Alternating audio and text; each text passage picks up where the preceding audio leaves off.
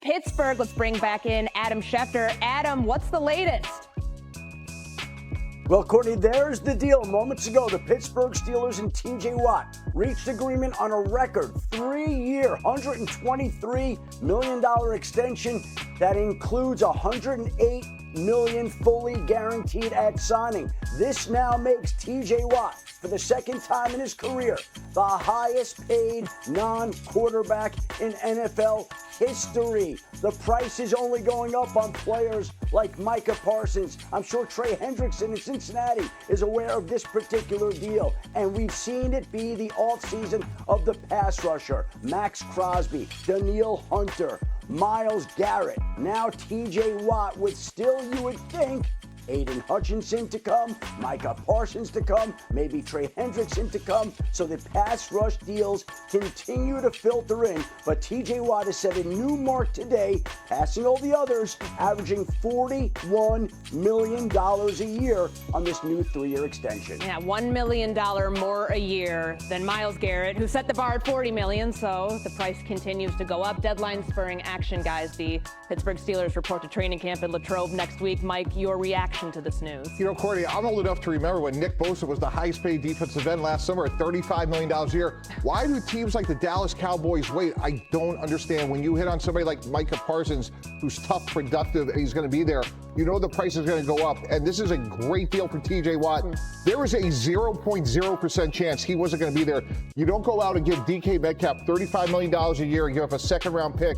Go sign Aaron Rodgers not to have T.J. Watt there. Sam, you know from a locker room perspective, he had to be there. He's a glue guy. I'm glad they rewarded him. And now I'm thinking about if I'm Dallas and Cincinnati, the price just went up.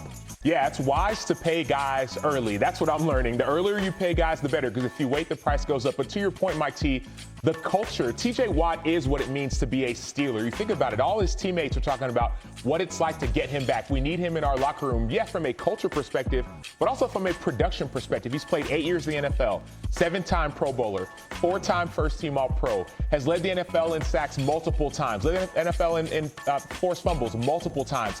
He's feared by offensive linemen. I was at the O-line Masterminds deal. They have a full breakdown on, okay, how do we try to stop or slow down T.J. Watt? And so, yes, it's well-deserved, but other teams need to take note that if you're going to pay a guy and you wait, you're not wise. Yeah, Trey Hendrickson, Micah Parsons, Aiden Hutchinson, 3 pass rushers waiting on deals. So it's T.J. Watt, Myles Garrett, Max Crosby, and Danielle Hunter who got deals this offseason. 73.5 sacks, Mike T, for T.J. Watt over the last 5 seasons, most by any defensive end in that stretch, but he's 30 years old. Is there any hesitancy to pay a guy this much money when he's going to soon be on the other side of 30? Yeah, Courtney, it's a totally fair question, but if you look at T.J. Watt in particular, he's been durable. A couple of years ago, we only played in 10 games. And when you look at some of the moves they made, they traded for Jalen Ramsey. They had to give up Minkah Fitzpatrick. But when you have concerns about a secondary, the best way to mask those concerns is to have somebody like here at number 90. And again, it's a fair question about 30, but when he's in your building, he's going to the Hall of Fame. He is a have to have. He is not a nice to have. So there's nothing in his body of work, the way he plays or conditions, to think that this risk is unreasonable. Again, to Sam's point, like, why wait? You know, it's only gone up about $6 million per year on a multi-year deal since last summer. And it's not just him. Think about what he does for guys like Alex Highsmith, who's on the opposite side of him. What he's going to do for guys like DJ Harmon, who was drafted the first round this year, who's going to potentially play right next to him. Obviously, Cam Hayward is there as well, but this just solidifies what already has been a consistently good defense, maybe even on the verge of consistently great. He helps solidify that, not just for him individually, but what he brings to the locker room and the guys next to him. If you have a guy like TJ Watt that's next to you, it makes your job easier. I remember when I was a rookie, I played with Calais Campbell, and all of a sudden the focus, and that was when he was, you know, not on year 18, right? But all of a sudden I had a lot more one-on-ones. They were trying to put more focus on Calais. And so that's what TJ Watt is going to do. He's going to allow everyone next to him and across from him to be that much better. So another all-in move for the Pittsburgh Steelers. I want to bring Adam Schefter back in here because we have seen edge rushers, wide receivers, these two positions specifically get paid this offseason. What is the sentiment around the league about some of these recent deals? Well, obviously the price only goes up as we're talking about. In every offseason, Courtney, there seems to be a certain position that's going to be paid. A couple of off seasons ago, we saw the quarterbacks be paid.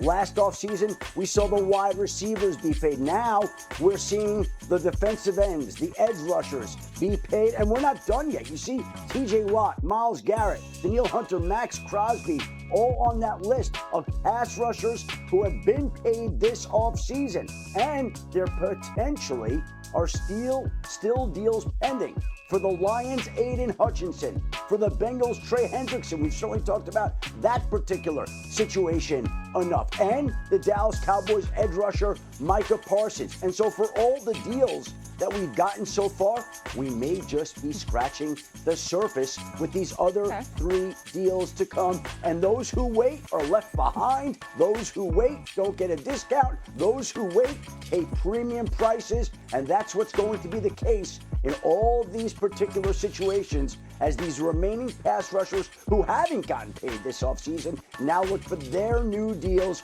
with training camps opening in the next week. I believe the saying goes, today's price is not tomorrow's price. So Dallas, Cincinnati, and Detroit, what are you waiting for? I want to ask you, Mike, though, about Trey Hendrickson, because of those 3 names that Adam mentioned, and we showed that you up there on the board with some of the other non-quarterbacks who are yet to be paid and those who have gotten their deals.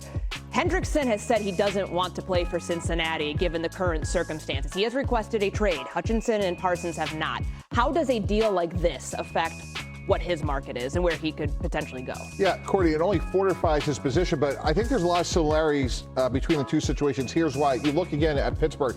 They get Aaron Rodgers, right? They go out and they get DK Metcalf. They're not going to trade TJ Watt. Likewise, they just paid 2 great receivers in Jamar Chase and T. Higgins with a great quarterback in Joe Burrow. It's inconceivable to me to think they're going to go out and now trade Trey Hendrickson. They have 0 chance to win a game when they don't score 30 points if Trey Hendrickson isn't there. So to me, Trey Hendrickson just got wealthier. Micah Parsons just got wealthier. And I would be floored if Cincinnati, let's give them credit. They locked up great young players. And to me, now they have to finish the deal and go get Trey signed. Yeah, we'll be prepared to be floored. It feels like Cincinnati. I mean, Trey Hendrickson and Cincinnati are on opposite ends of the table. And even with some of the comments that Trey Hendrickson has heard from some of the leadership in Cincinnati, he's not very happy with that regime. And so for me, I don't see Cincinnati saying, okay, we saw what TJ Watt just paid. Let's go and give Trey Hendrickson that. If they were already far apart before, I don't see them coming to the table with a larger offer now. All right, hard to envision defense in Cincinnati being better. Without Trey Hendrickson in it, new defensive coordinator this year, some changes. We'll be keeping an eye there as well. All right, coming. Period of time, obviously, the charge was pleaded down. The bottom line here is just like a judge ruled today in Dallas, a judge ruled today in California regarding Jordan Addison's DUI. And now it's a situation where the NFL will step in. And if we go by the collective bargaining agreement, he would be subject to a baseline suspension of 3 games, which would cost him $88,000 per game, and it would void the guarantees remaining in his contract. So it could be a costly suspension for Jordan Addison. But like Rashee Rice, it looks like it's only a matter of time before the league steps in and hands down its discipline with Jordan Addison. All right, a situation we will be monitoring in Kansas City and in Minnesota. Adam, thank you for the latest. Be sure to stay close here with us throughout the remainder of